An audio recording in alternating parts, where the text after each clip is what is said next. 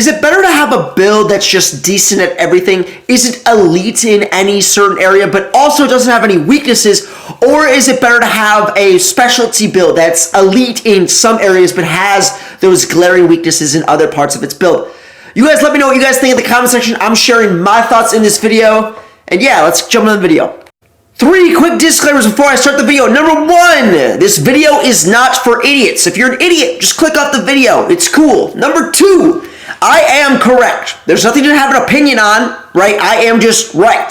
So if you disagree with me, you can't disagree. You're just wrong. And number 3, I'm doing this video because I saw a Laker fan made this video. No, I'm not stealing his video. I fully acknowledge that Laker made this video first, and I really like it, and I wanted to put my input on it. Huge Laker fan guy, by the way. If you guys don't know who he is, check him out. Kind of similar content to me. Good dude. Alright, enough yapping. Let's get into the video. So, short answer. What is better, specialty builds or do-it-all builds? The short answer is specialty builds. Now, are do-it-all builds necessarily bad, or do they not have their place? No, they absolutely have a place. And they are absolutely valuable in certain game modes and certain situations, which I'm going to go further into in a second. Allow me to further elaborate on my claim. So take my point guard build for example. It's not even the best point guard build in the game right now anymore, but it's still a very, very solid build. If you take a do-it-all build with 85 steal, 85 perimeter defense, and 85 speed, and I go down the court, I'm going to score on you 19 out of 20 times. Doesn't matter how good you are at the game, I'm going to score on you 19 out of 20 times in the game. Even guys like Ray Kaplan or Jamar, who are like 2 of the best lockdowns on the game right now, if you stick them on 85 speed, 85 steal, 85 perimeter builds, there's nothing they can do. Because that's just the way this game works. You know, a good PG with, you know, a 99 3 ball and that's fast, knows how to midi dive and can shoot from anywhere, knows how to use the screens, good dribbler. There's nothing you can do. On the flip side of that, you take a build with 85 3 ball, 85 ball handle, 85 driving dunk, and try to score on a lockdown with 94 speed, 99 prim, 99 steal. You're going to score 0 times out of 20. That's just how this game is, right? And you might say, well, how is that lockdown going to score on me? How is that guy with 99 prim, 99 steal that they can't score on me? Very true, right? And you might say, oh, well, my do-it-all build can score on that point guard. Very true. Let me further elaborate on what I'm saying. Now, obviously, there's huge drawbacks to having a specialty build. For example, my 6'2" point guard, right? No defense on that thing, right? If I go against a do-it-all build, right? Guy 6'6", 6'7", has, you know, 85 driving layup, 85 driving dunk, can shoot the ball decent, I'm screwed. I can't stop that guy, right? So therefore, I'm not going to bring my 6'2" PG with no defense into the random rec.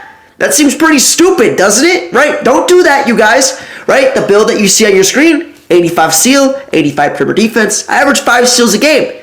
Can I still shoot? Absolutely. You know? Can I still dribble? Can I still create my own shot? Sure. Not at the same level as I can on my point guard, but, you know, that trade-off's okay because I know I can play defense. I know I can guard my matchup. I'm going to try to make this next claim without sounding like a dick, right? But, you know, I kind of will because that's just, you know, it's just the way it is. That's just the way Pro-Am is, right? Let's say there's a matchup between a regular Pro-Am team with the regular meta builds versus a team of all do-it-all builds. Let's say everyone on this team has just, let's say they have 87 of everything, right? All their attributes are just 87.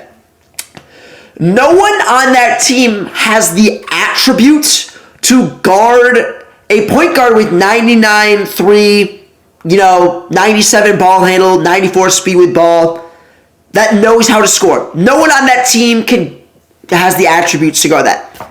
No one on that team has the attributes to get a rebound over a 7-footer with 99 O-board, 99 strength. You know, there could be 3 of your do-it-all builds in the paint, but a footer with 99 O-board is going to get that rebound every single time. So you're never getting a stop. You know, you can't help out of the corner. You can't help because these builds, you know, these lockdown builds, these power forward builds, they can still shoot, even though most of their attributes are on defense. They can sit in the corner and knock down their shots. On the flip side of that, on offense, you do not have a primary ball handler that can score on a 99 perimeter, 99 steal, 94 speed lockdown. You're going to score 0 times out of 100 against these really good locks, I'm telling you. Because when you got a player who's good at the game and has 99-3 and 97 ball handle and they can't score, imagine someone who doesn't have a build like this. You know what I mean? You're going to get crunched really, really bad. And you might say, well, yeah, I'm just going to, use my corners to pick on the point guard. I'm going to pick on the center, that really slow center, that really slow point guard. Well, you can't really do that because this power forward's got 96 steal. He's playing all my cuts for me. You know what I mean? And he's got high blocking, he's got high speed, and he's got, Chet Holmgren arms. And I got my lock playing my lanes for me. My shooting guard, has got 90 steals. So there's 3 guys on the court with 90 steal. My center's got 90-some block. We're getting every rebound. It's just tough. So are these do-it-all builds bad? No, they're not bad, right? I wouldn't load up into a competitive pro game with them. You're going to get annihilated. But against, if you're loading up random rec, if you primarily play random rec, or you just want to play with your boys and have fun, and your build can kind of do everything, that's good. Again, when I load up into random rec, only build I play on is this build, because I can play point guard, I can play shooting guard, I can play small forward, I can guard my matchup, so I can do everything. You know what I mean? And if I load up into a game on my 6'2" point guard, I got another point guard on my team. Okay, well then I'm useless. And on top of that, I'm a liability on defense. Right? Don't do that. And there's a debate on should inside centers, should you go into random rec with an inside center? I think as long as you have pass accuracy and really high rebounding and you're fulfilling a job, then that's fine. I personally like playing with inside centers. That's where I play with in Pro-Am. And they have a purpose. Throw the outlet. You can mash in the paint. Get all these O boards. Protect the paint. There's a purpose. But in random rec, I see the appeal now to why people might like having a little bit of ball handling on their center. I get it now. Because sometimes I go into random rec, I'm like, holy cow, this point guard I'm playing with looks like he's never touched the game before. So the next time you make a build, whether it's right now or it's 2K26, ask yourself, who do I play with? What game modes am I playing? I see people all the time ask me, Mariah, is this a good build? And the first thing I ask them before I even look at the build is, why are you making the build? Because that matters. If you're playing random rec, then I'm going to think differently about your build than if you were to play competitive Pro-Am or stage or 1v1. The build difference for everything, Like my point guard build is an A+ build in 5v5 Pro-Am, but it is a C- build for rec because I can't defend my guy. And if I've got another point guard on my team and I don't have a lockdown on my team to take that burden for me and get steals for me, we're screwed. You know what I mean? So think about that whenever the next time you're making a build. Okay, do I have a friend group? Do we really need, has our offense been struggling lately? Let me make a point guard. Have we not been getting enough rebounds? Let me make a center with 99 O board. We need some defense. Let me fill that gap. You're going to win more games. Now, if you only play random rec, feel free to make your do-it-all build. Make sure you can guard your matchup, but still fulfill that role for your team on offense. If you're a center, little bit of shooting, make sure you got enough rebounding for your team because that's generally what a center's supposed to do.